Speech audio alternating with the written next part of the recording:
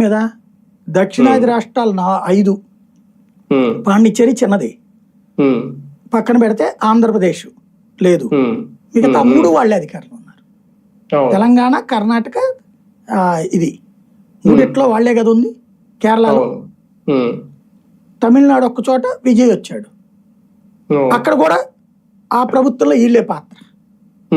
అంటే 4 చోట్ల ఉన్న టాళ్లే, ఒక పాండిచ్చేరి మినహా, ఆంధ్రప్రదేశ్ మినహా 6 4 వీళ్ళే ఉన్నారు పవర్లో, వీళ్ళు వీళ్ళ కూటమి.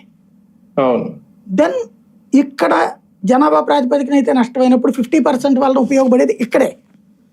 ఎందుకంటే ఆంధ్రాలో ఇప్పుడున్న 25 సీట్లు 21కి పడిపోతాయి జనాభా ప్రాతిపదికన చేస్తే, తెలంగాణలో 14కి పడిపోతాయి జనాభా లెక్కలు చేస్తే, ఇప్పుడున్న 170 సీట్లు 140కి పడిపోతాయి ఆంధ్రాలో. దక్షిణాదికి మేజర్ డ్యామేజ్.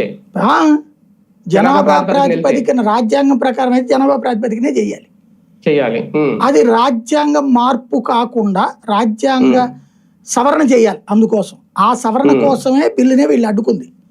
మామూలు జనాభా ప్రాతిపదికన బిల్లు అయితే అయిపోతుంది. వీళ్ళు ఇప్పుడు చెప్తున్నది ఏంటంటే మామూలు బిల్లుగా తెస్తారు రాజ్యాంగ సవరణ లేకుండా అని. ఇన్వాలిడ్ అది.